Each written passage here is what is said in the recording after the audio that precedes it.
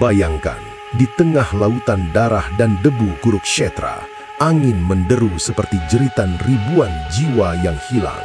Satu sosok raksasa berdiri tegak, seperti gunung yang hidup.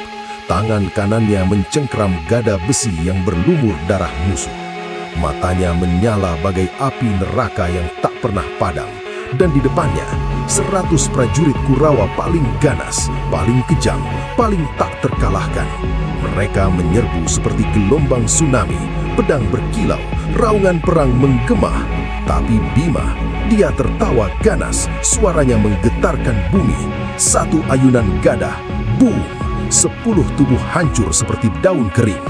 2 ayunan, crash! 20 lagi tercerai-berai seperti debu angin. Dengan tangan kosong dan gada legendarisnya, Bima membantai 100 Kurawa seorang diri. Bukan dengan panah licik, bukan dengan mantra gelap, tapi dengan kekuatan murni yang mengguncang langit. Ini bukan manusia biasa, ini adalah Bima, putra Dewa Bayu, lahir dari batu raksasa yang dihancurkan gajah mitos, dan kekuatannya setara 1000 gajah yang mengamuk dalam badai petir. Kekuatan Bima bukan sekedar besar, ia adalah badai hidup yang tak bisa dibandingkan dengan fana manusia. Bayangkan menimbang 1000 gajah gila di satu sisi dan Bima di sisi lain. Timbangan itu akan remuk. Kukunya tajam seperti pisau dewa yang bisa merobek baja dan jiwa sekaligus. Ia adalah pelindung abadi Pandawa, benteng besi yang tak pernah retak. Saat Yudhistira goyah dalam keraguan, Arjuna lelah dalam pertempuran, Nakula Sadawa terpojok, Bima maju seperti topan yang menghancurkan segala. Siapa berani menyentuh saudara-saudaraku, raungnya, dan musuh-musuhnya hanya bisa berlutut dalam ketakutan abadi. Lahir bukan dari rahim mortal, tapi dari doa Kunti yang memanggil Dewa Bayu, Dewa Angin yang menguasai badai. Bayi itu, sebuah batu raksasa, keras seperti intan, tak tergoyahkan seperti gunung Himalaya. Dibuang ke hutan gelap oleh musuh yang gemetar ketakutan, di mana pepohonan menjulang seperti cakar setan, dan sungai mengamuk seperti naga marah. Tapi takdir memanggil gajah legendaris Antasena, binatang mitos dengan gading sebesar pohon ek, kekuatan seperti gempa bumi.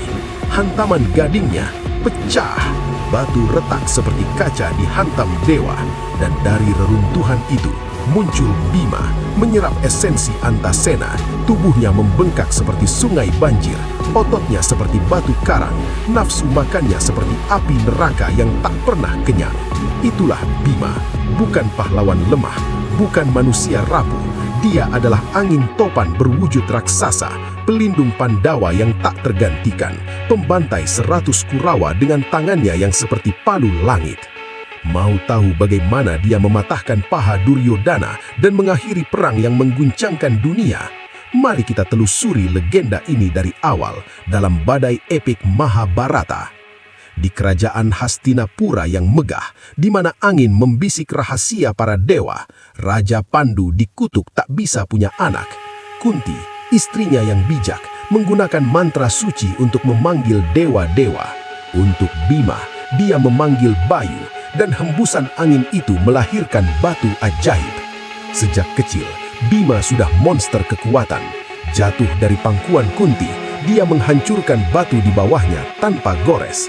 Tumbuh bersama Pandawa, Yudhistira si bijak, Arjuna si pemanah dewa, Nakula Sadawa si kembar tampan, dan musuh bebuyutannya, para Kurawa yang licik dipimpin Duryodhana. Bima dijuluki Vriko Darah, perut serigala, melahap makanan untuk 100 prajurit tapi masih lapar. Dilatih oleh guru Drona, dia menguasai gada rujak pala, senjata yang bisa meratakan gunung, busur Wayaveya dari ayahnya, dan kerang Paundra yang raungannya seperti guntur. Masa kecil penuh intrik gelap. Duryodhana iri membara, meracuni makanan Bima dan melemparnya ke sungai Gangga yang mengamuk. Tapi di kedalaman air hitam, naga, ular dewa menetralkan racun dengan bisa mereka, dan Vasuki memberi eliksir suci. Bima bangkit dari dasar sungai seperti Phoenix dari abu. Kekuatannya sekarang 1000 gajah. Dia kembali, mata menyala, siap balas dendam. Kemudian, musuh membakar istana lilin Lakshagriha, jebakan api neraka untuk membakar Pandawa hidup-hidup. Api menjilat langit, sumak hitam menyelimuti, tapi Bima, seperti atlas mitos, angkat Kunti dan saudara-saudaranya di bahunya, berlari melalui hutan gelap yang penuh duri dan binatang buas. Di pengasingan, petualangan mendebarkan dimulai. Di hutan rimba, raksasa Hidimba, monster raksasa dengan mata merah darah, cakar seperti sabit kematian, menyerang. Bima bertarung tangan kosong, hantaman tinjunya seperti petir, merobek tubuh monster itu seperti kain robek. Dari pertempuran itu, dia menikahi Hidimbi, saudara raksasa, dan lahirlah Gatotkaca, anak besi yang bisa terbang seperti elang petir. Di Eka Cakra, raksasa Bakasura, pemakan manusia yang haus darah, meneror desa. Bima maju sendirian, menghajar monster itu seperti memukul drum perang. Darah berceceran seperti hujan merah, menyelamatkan ribuan nyawa. Kemudian, Kirmira, saudara Bakasura, datang balas dendam. Pertempuran di malam gelap, raungan monster bergema, tapi Bima meremuknya seperti menghancurkan batu. Untuk Raja Suya Yajna, saudaranya Yudhistira, Bima jadi penakluk. Duel gulat epik melawan Jarasandha, raja tiran yang tubuhnya tak bisa dibunuh biasa. Mereka bergulat seperti dua gunung bertabrakan, hantaman, keringat, darah. Atas saran Krishna, Bima merobek tubuh Jarasandha menjadi dua, seperti membelah langit. Ia menaklukkan kerajaan-kerajaan timur, Magadha, Angga, Videha, membawa harta seperti sungai emas untuk upacara suci. Bima menikah dengan Draupadi, istri bersama Pandawa setelah Arjuna menang Swayamvara, melahirkan Suta Soma dengan Hidimbi, Gatotkaca, dan lainnya. Tapi tragedi datang di permainan dadu. Draupadi dihina, ditarik rambutnya di haula kerajaan.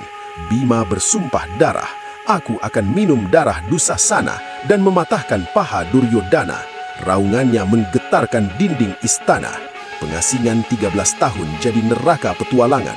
Bima memetik bunga Saugandika, bertemu Hanuman, saudara tiri dari Bayu, dan mengalahkan raksasa Krodovasas, membebaskan kutub Kubera, menyelamatkan Draupadi dari Jayadrata dengan menghinakan seperti anjing ketakutan, membebaskan Nahusa dari bentuk ular.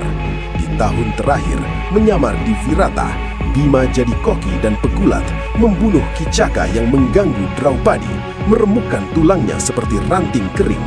Akhirnya, perang Kurukshetra meletus, pertempuran 18 hari yang mengguncangkan alam semesta.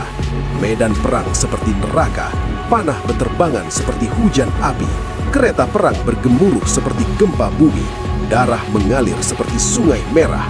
Bima jadi pusat kekacauan, membunuh prajurit Kalingga, 8 Kurawa, Bahlika dalam duel gada maut, Durmarshana, 15 prajurit Karna, Alam Busa, melempar Drona dari kereta seperti boneka, memuji Wikarna sebelum membunuhnya. Klimaks mengerikan, melawan Dusasana, Bima merobek dadanya dengan kuku tajam seperti pisau dewa, minum darahnya seperti anggur balas dendam. Adegan ini membuat langit gelap, musuh gemetar. Dia membunuh 10 Kurawa lagi, 25.000 prajurit, mengalahkan Gajah Bagadata sementara, bertarung Karna berkali-kali, balas dendam atas kematian Gatotkaca. Puncak epik, duel gada dengan Duryodana di Danau Suci. Dua raksasa bertabrakan seperti planet yang hancur.